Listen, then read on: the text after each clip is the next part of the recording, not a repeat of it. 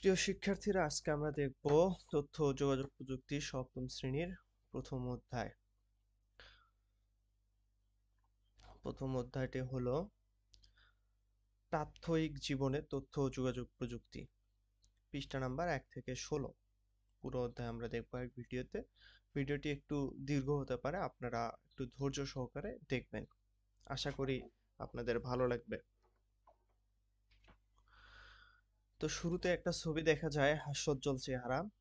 উনি ল্যাপটপে কিছু একটা দেখছেন, হয়তো রান্নার ভিডিও। তো এই অধ্যায় শেষে আমরা যা শিখতে পারবো তা আমি ডেসক্রিপশন বক্সে অলরেডি দিয়ে দিয়েছি, আপনারা দেখে নেবেন। পার্ট 1, ব্যক্তি জীবনে তথ্য ও প্রযুক্তি। তো পৃথিবীতে নতুন নতুন প্রযুক্তি আবিষ্কৃত হচ্ছে। এমনকি গত কয়েকদিন আগেও কোয়ান্টাম কম্পিউটার আবিষ্কৃত হয়েছে। বর্তমানে আমরা যে কম্পিউটার ব্যবহার করি এটা হচ্ছে সিলিকন কম্পিউটার।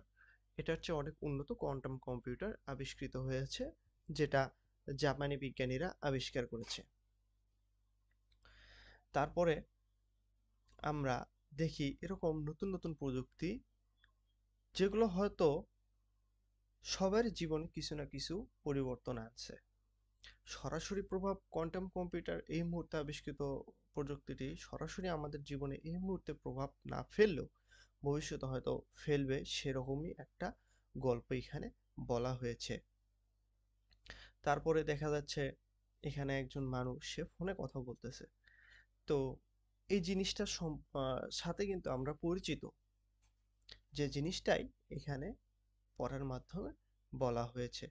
তারপরে যদি আমরা এই চিত্রটাতে দেখি, এখানে কি হচ্ছে, টেলিভিশনে নানি, মা এবং নাতি সবাই কিন্তু এখানে টেলিভিশনে কিছু একটা দেখছে, বিনোদনের অংশ।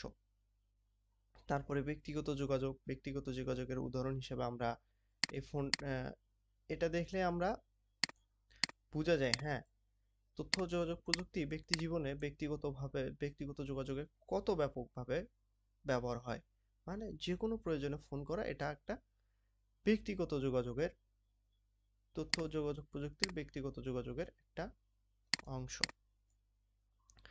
এরপরে আমরা যদি আসি, এখানে দেখা যায় কি, একটা জিপিএস ট্র্যাকার, যেটা অনেক সময় গাড়িতে থাকে, আমাদের ফোনেও থাকে। গুগল, সেটা হচ্ছে গুগল ম্যাপসের মাধ্যমে আমরা বিভিন্ন জায়গায় যাতায়াতের রুট ম্যাপ সেটা দেখতে পারি। তো এটাই বলা হয়েছে এখানে।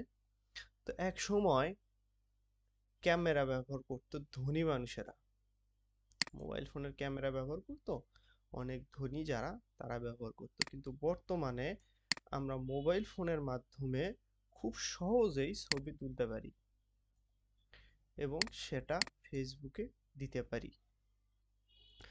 তারপরে আবার যদি চাই, কম্পিউটার, অনেক ছোট সংস্করণ কম্পিউটার আছে, যেমন ল্যাপটপ, তারপরে নোটবুক, ডেস্কটপ, এসব আমরা প্রতিনিয়ত ব্যবহার করতে পারি। এরপরে জিপিএস ট্র্যাকার, যেটা আমি প্রথমেই বলেছি, যেটার মাধ্যমে গাড়ি চালিয়ে বিভিন্ন জায়গায় যাওয়া যায়। এবং এখানে আরেকটি গুরুত্বপূর্ণ জিনিস, সেটা হলো স্যাটেলাইট। এটা বঙ্গবন্ধু স্যাটেলাইট ছিল, এখন হচ্ছে বাংলাদেশ স্যাটেলাইট 1, নামটা পরিবর্তন হয়ে গেছে, যেটা অবশ্যই খেয়াল করবেন। এটা হচ্ছে 12ই মে 2018 বাংলাদেশ প্রথম এই স্যাটেলাইটটা মহাকাশে প্রেরণ করে। এবং বাংলাদেশ নিজস্ব স্যাটেলাইটের অধিকারী দেশগুলোর মধ্যে 57তম দেশ হয়। তো এখানে এই অধ্যায়ে আমরা নতুন কি শিখলাম, desktop, laptop, notebook, smartphone, GPS এবং বাংলাদেশ স্যাটেলাইট 1। বাংলাদেশ স্যাটেলাইট 1, এখানে বঙ্গবন্ধু স্যাটেলাইট আর নাই, এটা হবে বাংলাদেশ স্যাটেলাইট। আচ্ছা, যাই হোক, এরপরে আমরা দলগত কাজ যেটা সেটা করব। দলগত কাজ হচ্ছে, মনে করো তুমি ঠিক করেছো কোন ধরনের তথ্য প্রযুক্তি ব্যবহার না করে তোমার দিন কাটবে, সারাদিন কোন কাজগুলো তুমি করতে পারবে না, তার একটা তালিকা করো। হ্যাঁ, তুমি তালিকা করে অবশ্যই কমেন্ট বক্সে জানাবে। তারপরে আমরা আসি পার্ট 2, ব্যক্তি জীবনে তথ্য ও যোগাযোগ প্রযুক্তি। আমাদের ব্যক্তিগত জীবনে তথ্য ও যোগাযোগ প্রযুক্তি কি কি ব্যবহার হয় সে সম্পর্কে আমরা এই অধ্যায়ে জানব। তো শুরুতে আমরা দেখা যাচ্ছে কি, এখানে কম্পিউটার ব্যবহার করে একজন গান শুনছে, হয়তো সে ইউটিউবে গান শুনছে, কিংবা সে স্পটিফাই অ্যাপে গান শুনছে, কিংবা সে অডিও গান শুনছে, কিংবা সে ভিডিও গান শুনছে। কম্পিউটার ব্যবহার করে গান শোনা যায়, ল্যাপটপ ব্যবহার করে গান শোনা যায়, সেটা আমরা জানি, অনেকেই জানি, যেটা আমাদের পাঠ্য বই এখানে ইনক্লুড করা হয়েছে, যে দৈনন্দিন জীবনে তথ্য ও প্রযুক্তি ব্যবহার করি। এরপরে যদি আমরা আসি, একটা এখানে সিনারিও দেওয়া হয়েছে সাগর নামের একজনের। সে কি করছে, সে সকালবেলা তার ফোনে অ্যালার্ম বাজে, অ্যালার্ম বাজার শব্দে সে ওঠে।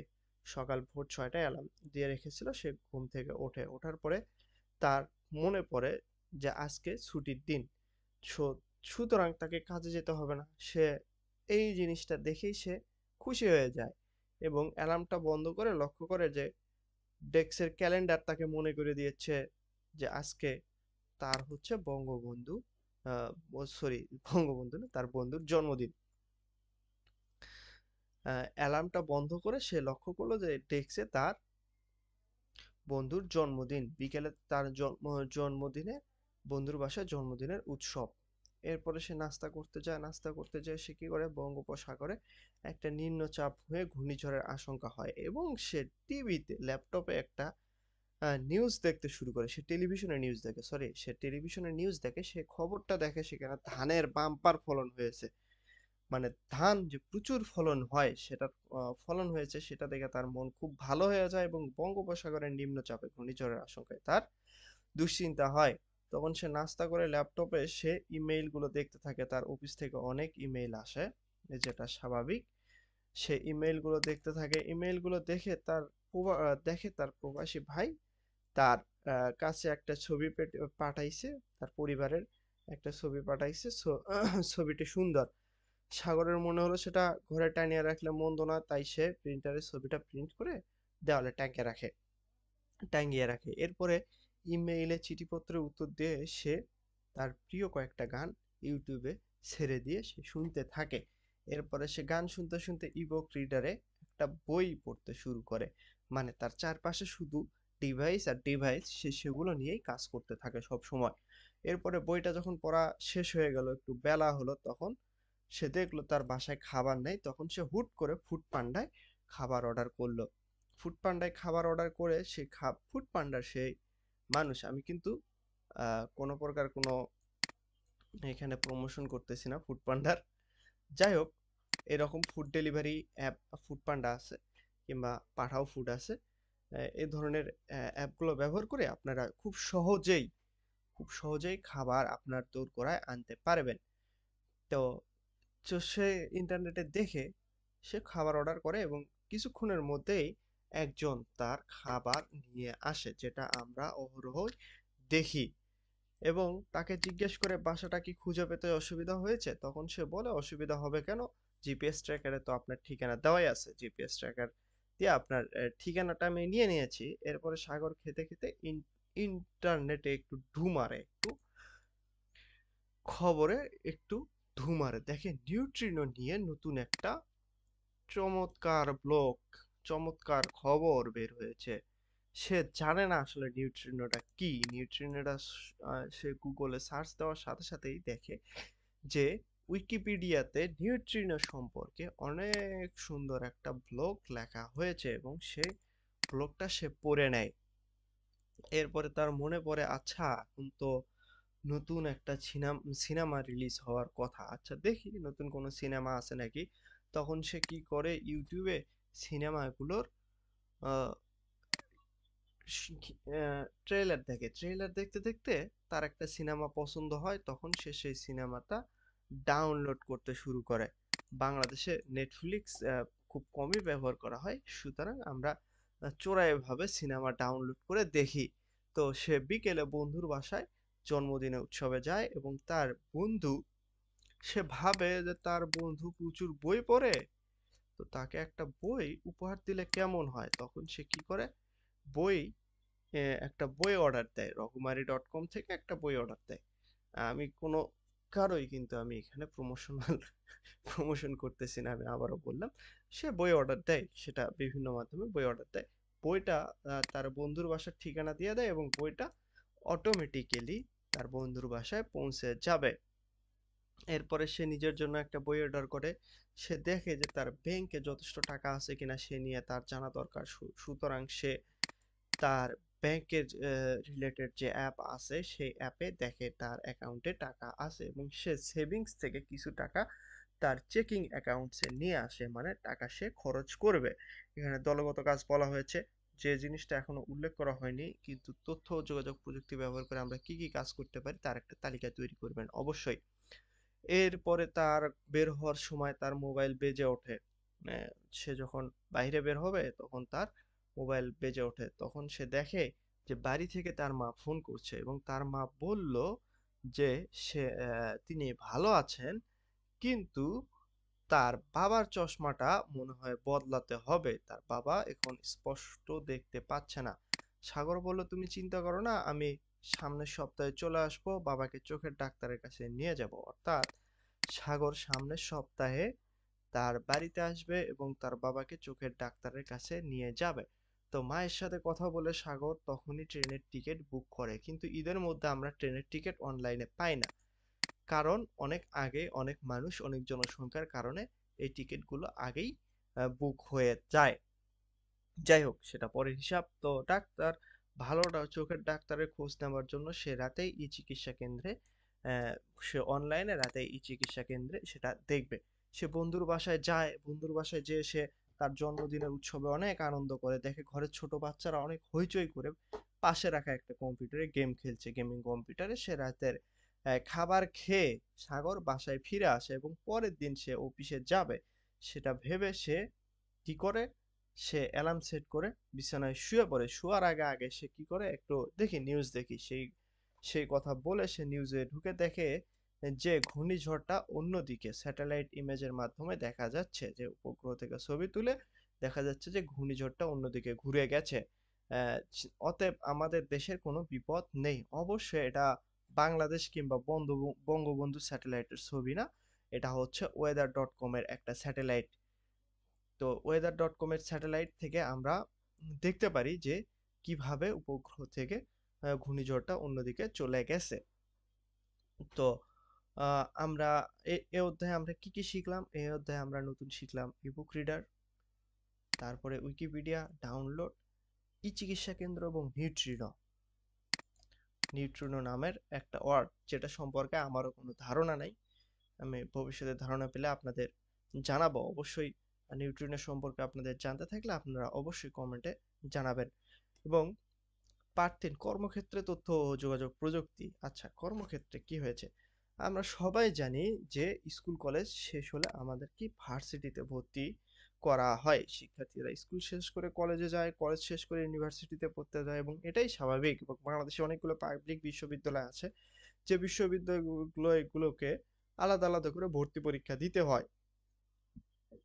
তো এই সময় পরীক্ষার কাজটি খুবই কঠিন হয়ে পড়ে, শিক্ষার্থীরা অনেক দূরে ছড়িয়ে ছিটিয়ে থাকে, ফলে বিশ্ববিদ্যালয়ে যে ভর্তির ফর্ম আনা খুবই কষ্টকর।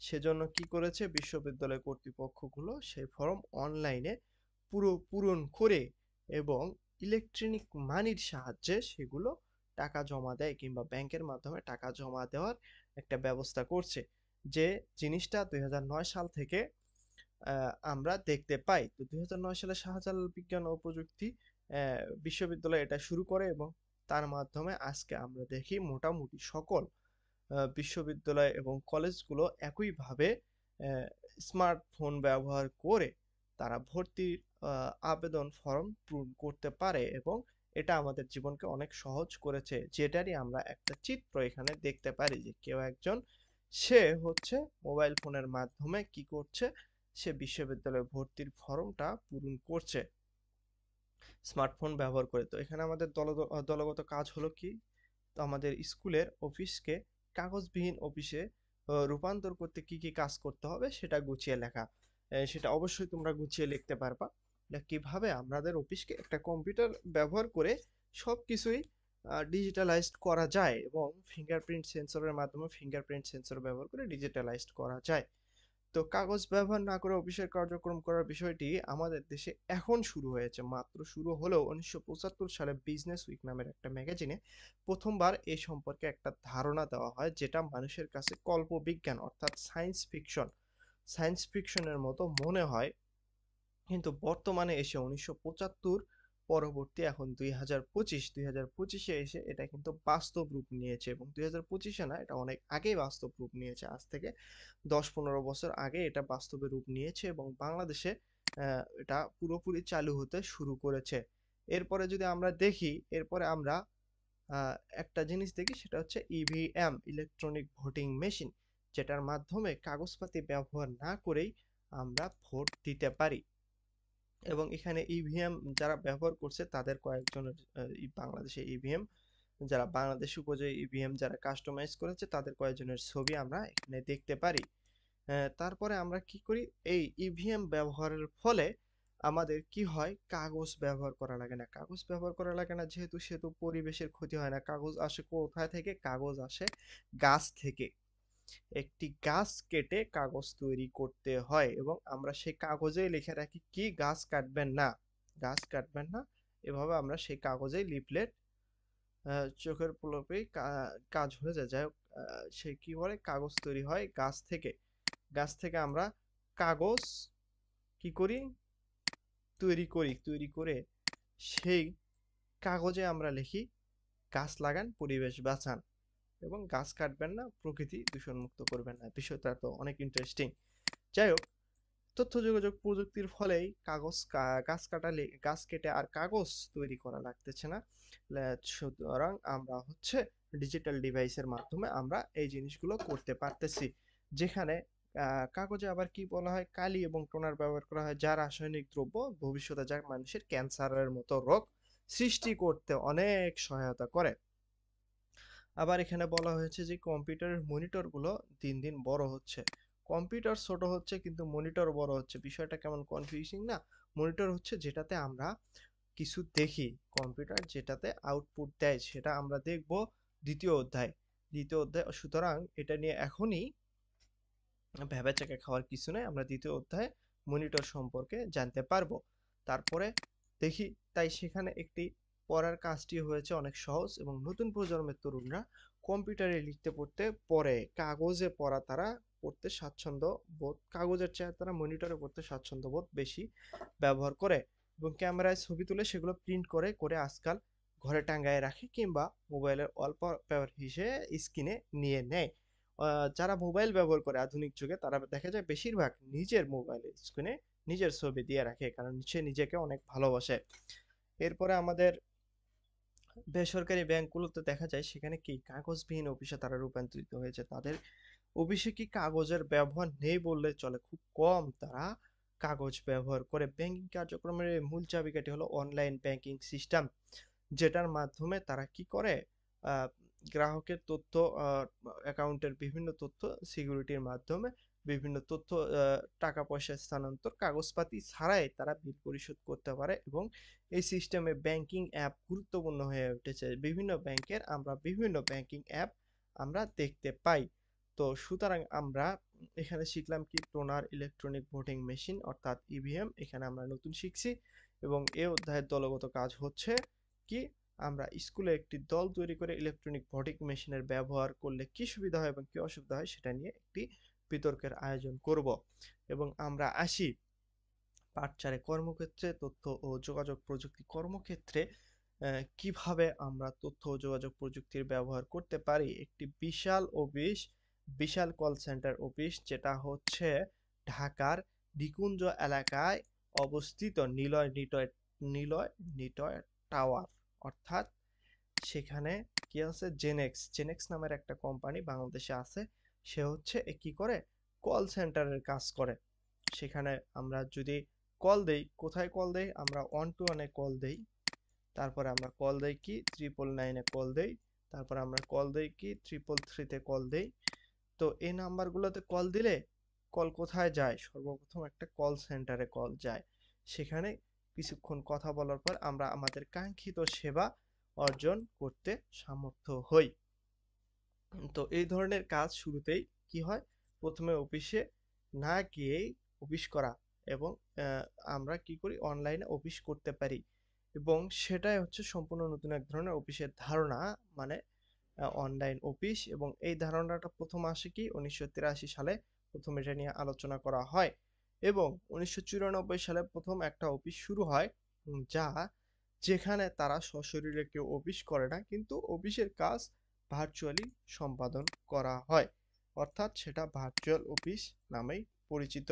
তো স্বভাবত এখানে ভার্চুয়াল অফিসের একটা কথা বলা হয়েছে যে ভার্চুয়াল অফিস সব অফিসকে ভার্চুয়াল অফিস বানানো যাবে তা নয় কিন্তু কিছু কিছু অফিস আছে ভার্চুয়াল অফিস ভার্চুয়াল অফিসের কারণে হয় কি রাস্তাঘাটে ট্রাফিক জ্যাম কিংবা বিভিন্ন জায়গায় অফিসের আশেপাশে অতিরিক্ত বাসা ভাড়া দিয়ে থাকতে হয় না সে তার স্বাচ্ছন্দ্য মতো জায়গায় থেকে ভার্চুয়ালি অফিস করতে পারে এবং আমরা দেখি যে ভার্চুয়ালি অফিস করলে হয় কি একদল অফিসে কাজ করে এবং অন্য দল ঘুমিয়ে যায় যার কারণে 24 ঘন্টা অফিসটি খোলা থাকে কতক্ষণ 24 ঘন্টা 24 ঘন্টায় সেই অফিসটি খোলা থাকে যেটা এখানে বলা হয়েছে এবং সেইভাবে আমরা দেখতে পারি।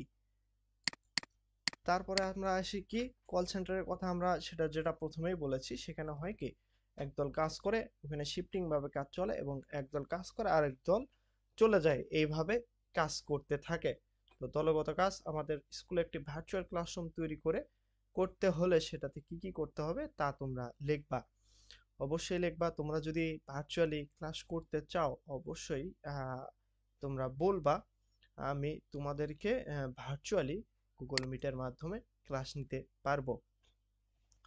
তারপরে আমরা দেখি কি অনেক তরুণ তরুণী আজকাল অফিসে গিয়ে নির্ধারিত সময়ের চেয়ে কাজ বেশি করে নিজের ঘরে স্বাধীনভাবে কাজ করে এবং সে অতিরিক্ত টাকা ইনকাম করতে পারে।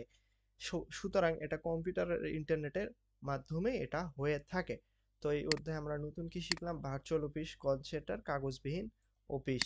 তো এখানে দলগত কাজটাও আগে বুঝিয়ে দেওয়া হচ্ছে কর্মক্ষেত্রে তথ্য ও যোগাযোগ প্রযুক্তি বিভিন্ন কর্মক্ষেত্রে আমরা কিভাবে তথ্য ও যোগাযোগ প্রযুক্তি ব্যবহার করব সেটাই এই অধ্যায়ে আমরা জানি। এক অধ্যায় রিপিট আসছে তো এখানেও আসছে কর্মক্ষেত্রে তথ্য ও যোগাযোগ প্রযুক্তি পার্ট 4 যেটা বলা হয়েছে কল সেন্টার বিষয়ক কর্মক্ষেত্র এবং হোম অফিস সম্পর্কে কর্মক্ষেত্র এখানে বলা হচ্ছে কর্মক্ষেত্র তথ্য ও যোগাযোগ প্রযুক্তি এটা হচ্ছে ইন্ডাস্ট্রিয়াল লেভেলে কর্মক্ষেত্র তথ্য ও যোগাযোগ প্রযুক্তি যেখানে বলা হচ্ছে জাহাজ বড় বড় জাহাজ আমাদের দেশে বিশাল বিশাল জাহাজ তৈরি করে পৃথিবীর বিভিন্ন দেশে রপ্তানি করা হয় এবং এই কাজগুলো মানুষ ম্যানুয়ালি করে মানুষ নিজেরাই করে যেটা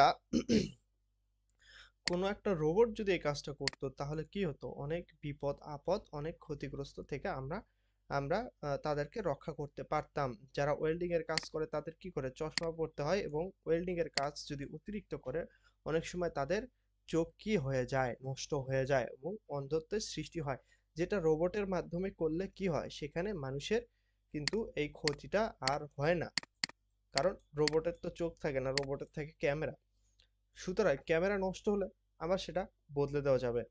তো এখানে দেখা যাচ্ছে কি একটা ইন্ডাস্ট্রিয়াল রোবট আজকালকার বিপজ্জনক যান্ত্রিক কাজগুলো করছে। আবার এখানে একটা গাড়ির ছবি দেখছি যে গাড়িটা কি হয়েছে যে গাড়িটা আসলেই নিজে একা একাই ড্রাইভার ছাড়াই গাড়ি চালানো যাচ্ছে যে গাড়িতে কোনো ড্রাইভার নাই এবং সে একা একাই ক্যামেরা সেন্সরের সাহায্যে সে নিজেকে পরিচালনা করছে।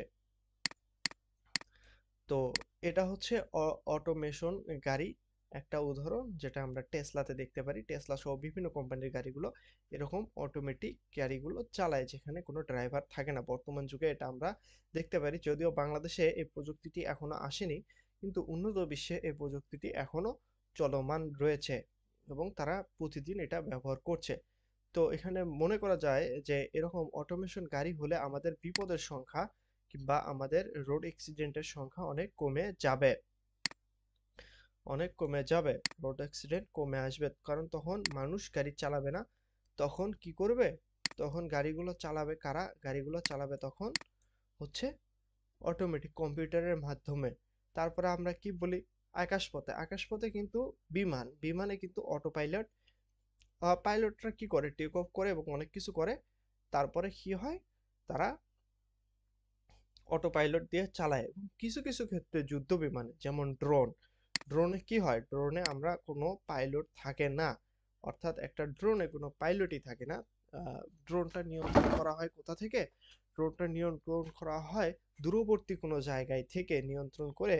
তারা প্রতিদিনে বিভিন্ন কাজ ছবি তোলে, সার্ভেইলেন্স করে এবং অনেক সময় অ্যাটাকও করে, অনেক সময় লক্ষ্যবস্তুতে আঘাতও হানে। এবং আমাদের কাজের ক্ষেত্রে প্রযুক্তির ব্যবহার প্রতিদিনই বাড়ছে। দাপ্তরিক ক্ষেত্রে যেমন আগে চিঠিগুলো দেওয়া লাগতো, এখন আর চিঠি দেওয়া লাগে না। এখন কি করে, ইমেইল পাঠায়, ইমেইল পাঠানোর মাধ্যমে বিভিন্ন জায়গায় চিঠিগুলো চলে যায়। এবং বিভিন্ন অফিসে একসাথে কনফারেন্স করা হয় এবং বিশ্ববিদ্যালয়ে হচ্ছে ই ই ক্লাসরুম তৈরি করা হয় এবং একজন শিক্ষক তার ক্লাসরুমে পড়ায়। তো এইভাবে ইউটিউবে যে ভিডিওটি দেখছো এটাও অনেকটা এরকম, আমি তোমাদেরকে যে পড়াচ্ছি এটাও একটা ক্লাসরুমের একটা অংশ। অর্থাৎ তুমি তোমার ফোনে থেকেই পড়াটা পড়তে পারছো। এবার আসে অফিস ব্যবস্থাপনায় তথ্য প্রযুক্তি ছাড়া বিভিন্ন কল্পনাতে আসে না। আগে বড় বড় অফিসে একই রুমে করতে দিন পার হয়ে যেত, কিন্তু বর্তমানে আমরা দেখি যে বড় বড় ফাইলগুলো এক রুম থেকে অন্য রুমে যেতে আগে দিন পার হয়ে যেত, কিন্তু বর্তমানে কি হয়, নতুন ইলেকট্রনিক ফাইলের কারণে একদম এক ক্লিকেই ফাইলগুলো অন্য অফিসে চলে যায়।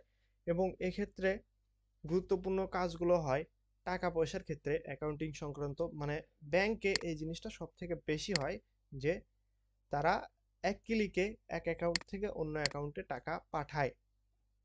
এবং তথ্য প্রযুক্তির কল্যাণের কারণে অনেক আগেই যে লেজার, মানে বড় বড় লেজার মাথায় খাতায় মাথা গুঁজে লিখতে হয় না, যেগুলো কম্পিউটারে মুহূর্তের মধ্যে সবকিছু করে ফেলা হয়।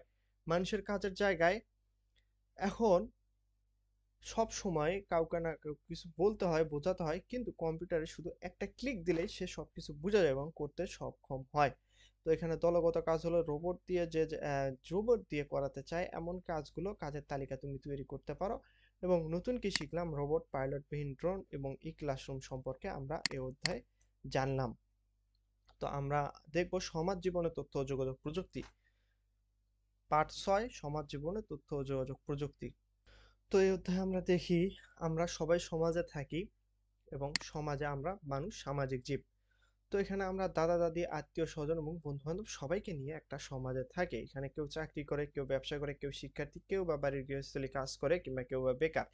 বেকার জিনিসটা এখানে লেখা নাই। তারপরে পারস্পরিক সম্পর্কে আরো দেওয়া দেওয়া নেওয়ার মধ্য দিয়ে সমাজ এগিয়ে চলে। সমাজের প্রয়োজনে নানা হাতিয়ার ব্যবহার করি আমরা। এক সময় যোগাযোগ বলতে এক গ্রাম থেকে অন্য গ্রামে যে খবর দিত, তারপরে ঢাকঢোল বাজিয়ে খবর দিত, যেটা আমরা সাধারণত গোপাল ভাঁড়ে দেখি কি করে, ঢোল বাজায়, বলে খবর আছে খবর, মহারাজ এটা ঘোষণা করেছেন। তো সেই রকম একসময় ঢাকঢোল বাজিয়ে খবর দেওয়া হতো। এরপরে মানুষ যখন লিখতে শিখলো তখন সে কি করলো, চিঠি দেওয়া শুরু করলো। বর্তমানে আমরা চিঠি কোথায় দেখি, ডাকাতেরা চিঠি দিয়ে যায় বিভিন্ন বাড়ির দরজায়, যে অমুক দিন আপনার বাড়িতে ডাকাতি করব, তারপরে এইভাবে চিঠি দেওয়া হয়। এরপরে কি হলো, গড়ে উঠলো ডাক বিভাগ। সেরকম ডাক বিভাগের মাধ্যমে এক জায়গা থেকে আরেক জায়গায় চিঠি দেওয়া হতো। এরপরে কি আসলো, টেলিগ্রাফ, টেলিফোন আসলো। টেলিফোন আবিষ্কার করার ফলে কি হলো, মানুষ এক জায়গা থেকে আরেক জায়গায় খুব সহজে যোগাযোগ করতে পারলো।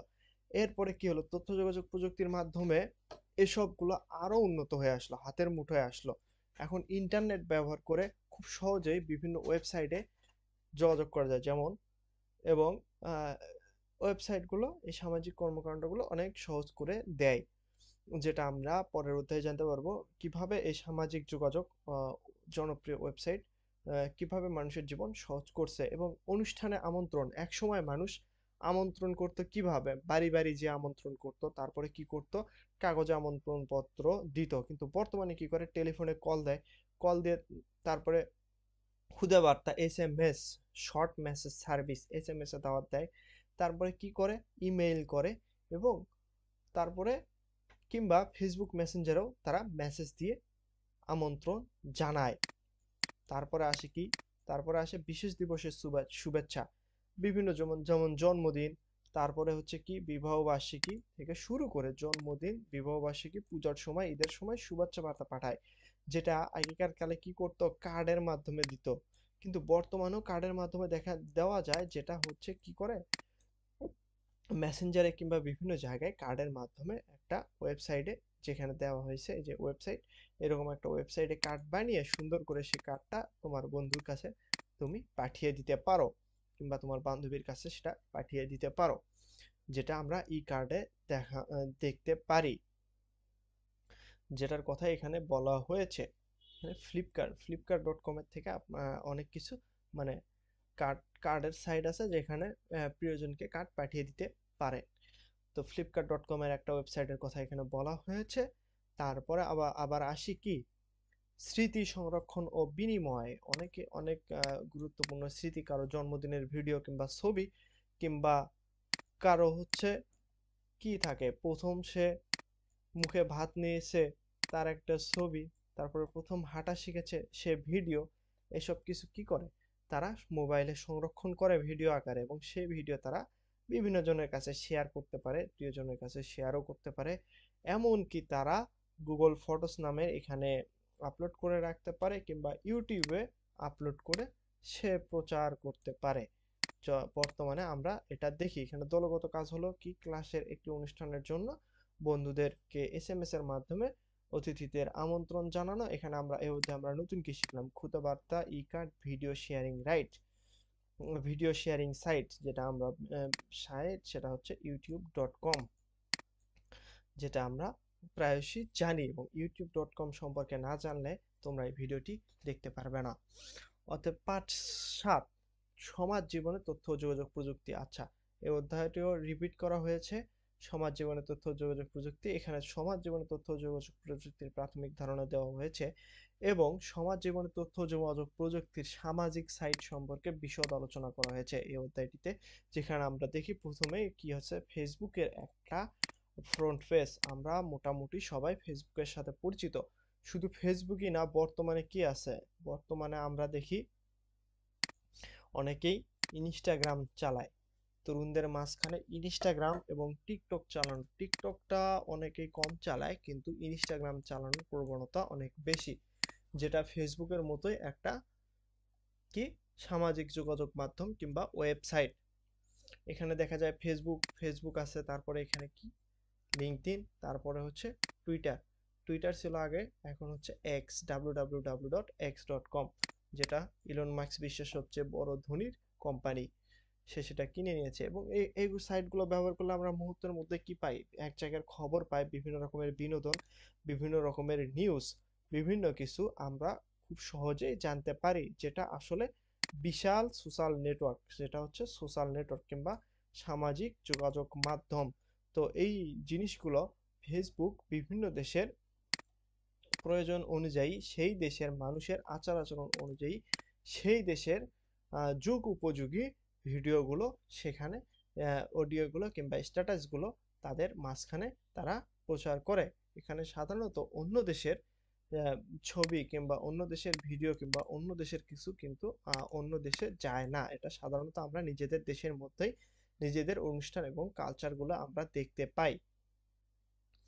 তো এবার আছে কি, তথ্য যোগাযোগ প্রযুক্তি। এখানে একটা সামাজিক যোগাযোগ মাধ্যম, এটা হচ্ছে এক্স এর একটা ফ্রন্ট পেজ দেওয়া আছে, যেখানে দেখা যায় কি মুশফিকুর রহিম কি করেছে, মুশফিকুর রহিম 100 রান করেছে, সেটার একটা ছবি দেখা যাচ্ছে, কিংবা মুশফিকুর রহিমের একটা প্রোফাইলটা এখানে দেখা যাচ্ছে।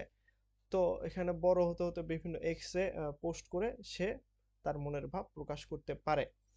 তারপরে আমরা কি বলি, 2010 থেকে 2011 সালে তিউনিসিয়া মিশর লিবিয়া গণঅভ্যুত্থানের ছবি কি হয়, সোশ্যাল মিডিয়ার সাইটে বিশেষ ভূমিকা ছিল। এবার 2018 সালে নিরাপদ সড়ক আন্দোলন ও কোটা সংস্কার আন্দোলনের ক্ষেত্রেও দেখা যায়, এবং 2024 সালের যে আন্দোলন ছিল, গণ অভ্যুত্থান ছিল, সেটাও কিন্তু আমরা সোশ্যাল মিডিয়ার মাধ্যমে জানতে পারি। তো এখানে আমরা দলগত কাজ হলো কি, ফেসবুকের মতো একটা সামাজিক নেটওয়ার্ক ব্যবহার করে কি কি করা যায়, নতুন কি করা যায় সেটা সম্পর্কে তুমি লেখো। এবং এই অধ্যায়ে আমরা নতুন কি শিখলাম, দেখুন শিখলাম প্রোফাইল, সামাজিক নেটওয়ার্ক, স্ট্যাটাস এবং স্ট্যাটাস সম্পর্কে। আচ্ছা, আমরা এখন নমুনা প্রশ্ন দেখব। কি আবিষ্কারের ফলে, কোন জিনিস আবিষ্কারের ফলে, কোন আবিষ্কারের ফলে নতুন কোথাও ভ্রমণের ক্ষেত্রে পথঘাট চিনতে সুবিধা হয়, আগে অসুবিধা হতো এখন সুবিধা হয়। আচ্ছা, জিনিসটা কি, কি আবিষ্কারের ফলে নতুন কোথাও ভ্রমণের ক্ষেত্রে পথঘাট চিনতে সুবিধা হয়? আচ্ছা, এটা কি হবে? অবশ্যই জিপিএস হবে। জিপিএস আবিষ্কারের ফলে নতুন কোথাও যদি যাই আমরা কি করি? পথঘাট চিনতে পারি।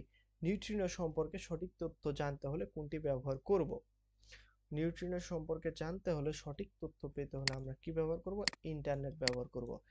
ইন্টারনেট ব্যবহার করে আমরা নিউট্রিনো সম্পর্কে জানতে পারবো। এরপরে কি তথ্য ও যোগাযোগ প্রযুক্তি ব্যবহার করে বই পড়া যায়, ব্যাংকে লেনদেন করা যায়, গেম খেলা যায়? হ্যাঁ, তিনটাই করা যায়। তিনটাই করা যায়, অর্থাৎ উত্তর হবে কি ঘ। তথ্য ও যোগাযোগ প্রযুক্তি ব্যবহার করে তিনটা কাজই করা যায়, অতএব উত্তর হবে ঘ। এবার কি আছে? রেবা। রেবা এবার উচ্চ মাধ্যমিক সার্টিফিকেট পরীক্ষায় উত্তীর্ণ হয়েছে, সে বিশ্ববিদ্যালয়ে ভর্তি হবে। সংবাদপত্র বিজ্ঞপ্তিতে দেখে এক রাতে বসেই সে ঢাকা জাহাঙ্গীরনগর বিশ্ববিদ্যালয়ে ভর্তির আবেদন করে। রেবা ভর্তির আবেদন করতে পারে মোবাইল ফোন ব্যবহার করে, ইন্টারনেট ব্যবহার করে, কম্পিউটার ব্যবহার করে। অর্থাৎ রেবা রেবা যে কাজটি করছে, রেবা তিনটা মাধ্যম ব্যবহার করেই, অর্থাৎ মোবাইল ফোন, ইন্টারনেট এবং কম্পিউটার তিনটা ব্যবহার করেই সে জগন্নাথ বিশ্ববিদ্যালয়ে জাহাঙ্গীরনগর বিশ্ববিদ্যালয়ে ভর্তির আবেদন করতে পারে, অর্থাৎ উত্তর হবে ঘ। এ ধরনের আবেদন প্রক্রিয়ায় প্রাপ্ত সুবিধাদি হলো সময় ও অর্থ সাশ্রয়, শারীরিক শ্রম লাঘব এবং পরিবেশ সংরক্ষণ। তো এখানে যে কাজটা হয় কি, সময় এবং অর্থ সাশ্রয়, কারণ তাদের এখানে ইউনিভার্সিটিতে যে ফর্ম আনা লাগতেছে না, তারপরে শারীরিক শ্রম, তাকে কোনো পরিশ্রম করা লাগতেছে না, সে ফোনে সবকিছু করতে পারতেছে। পরিবেশ সংরক্ষণ, অর্থাৎ কাগজে আবেদন করলে কি হতো, সেটা পরিবেশের উপর প্রভাব ফেলতো, কিন্তু সেটা এখানে করা লাগতেছে না। তো সঠিক উত্তর হলো ঘ। এবার রেবা যে প্রযুক্তি ব্যবহার করে ভর্তির আবেদন করেছিল তার নাম কি? তার নাম হচ্ছে কি? তথ্য ও যোগাযোগ প্রযুক্তি।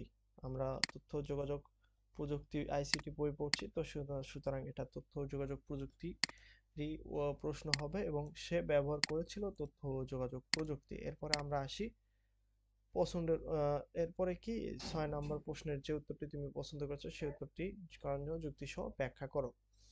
তো সুতরাং এই তথ্য যোগাযোগ প্রযুক্তি কেন ব্যবহার করেছিল সেটার কারণ ও যুক্তি সহ ব্যাখ্যা করতে পারবে। আজকের ভিডিও এ পর্যন্ত। আমরা পরবর্তীতে ভিডিওতে দ্বিতীয় অধ্যায় কম্পিউটার সংশ্লিষ্ট যন্ত্রপাতি সম্পর্কে দেখব। এতক্ষণ দেখার জন্য অসংখ্য ধন্যবাদ, এবং ভিডিওটি তোমার বন্ধুদের মাঝে শেয়ার করে নিজে পড়ো এবং অন্যকে পড়ার সুযোগ করে দাও।